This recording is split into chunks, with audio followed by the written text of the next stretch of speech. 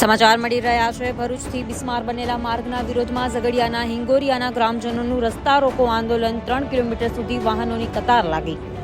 ભરૂચ જિલ્લાના ઝઘડિયા તાલુકાના રાજપારડી ગામથી નેત્રંગને જોડતો 23 કિલોમીટરનો માર્ગ પણ અસંખ્ય ખાડાઓ પડતા બિસ્મારતાની હદ વટાવી ગયો છે।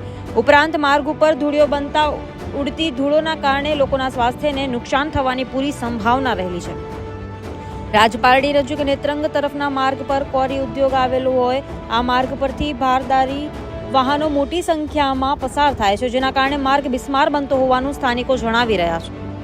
હિંગોરિયા ગામે માર્ગ નજીક શાળાઓ આવેલી હોય શાળાના છાત્રોને ઉડતી ધૂળથી એલર્જી સહિત સ્વાસ્થ્ય બગડવાની સંભાવનાઓ રહેલી છે। ત્યારે આજરોજ ખરાબ રસ્તાથી કંટાળેલા હિંગોરિયા ગામના લોકો વિરોધ કરવા રસ્તા પર ઉતરી આવ્યા હતા અને માર્ગની વચ્ચે ટાવરો અને પથ્થરો ગોઠવી માર્ગ પર જ ધરણા પર બેસી જતા ગ્રામજનોએ આવતા જતા વાહનોને અટકાવીને રસ્તો રોકી રાખતા વાહનોની 3 કિલોમીટર લાંબી કતારો જોવા મળી હતી।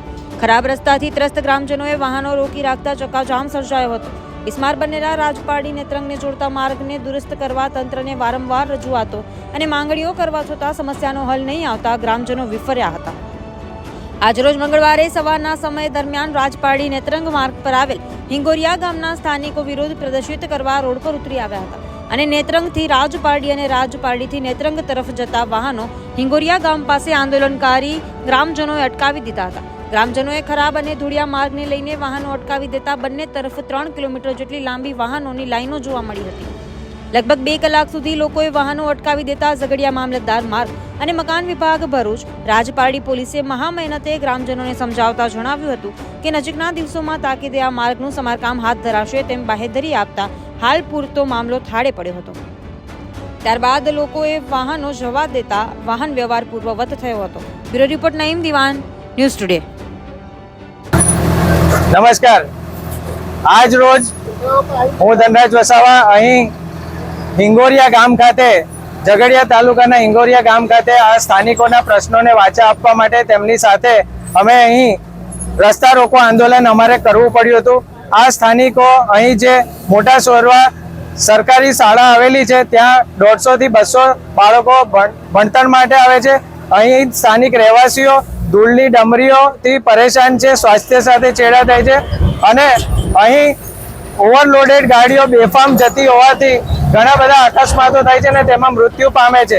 હવે આજે અમારે આ ચક્કાજામનો અમે જે કાર્યક્રમ રાખ્યો તેમાં અમારી માંગ અમે મૂકી હતી કે જવાબદાર અધિકારી આવે અને અમારી રજૂઆત સાંભળે, સ્થાનિકોની રજૂઆત સાંભળે અને ચોક્કસ મુદ્દતમાં અહીં કામ શરૂ થાય તે અમારી માંગ હતી। તે માંગને ધ્યાનમાં રાખી અહીં મામલતદાર શ્રી અમારી રજૂઆતને સાંભળવા માટે આવ્યા હતા અને ધર્મેશભાઈ જે આરએનબીના અધિકારી છે તેમની સાથે પણ ફોન પર વાત થઈ। પીઆઈ સાહેબ જે છે રાજપારડીના ગોહિલ સાહેબે તેમની સાથે વાત કરાવી અને ખાતરી અપાવી હતી કે 2 દિવસની અંદર અહીં આ રસ્તાનું કામ શરૂ થઈ જશે અને આ પ્રશ્નનું નિરાકરણ આવી જશે। જો આ પ્રશ્નનું નિરાકરણ આવી જશે તો સુખદ એનો અંત અહીં જ આવી જશે, પણ જો આ પ્રશ્નનો અંત નહીં આવ્યો, 2 દિવસમાં કામ નહીં શરૂ થયું તો શનિવારથી ફરી ચક્કાજામનો કાર્યક્રમ કરવામાં આવશે। જય હિન્દ, જય ગરવી ગુજરાત।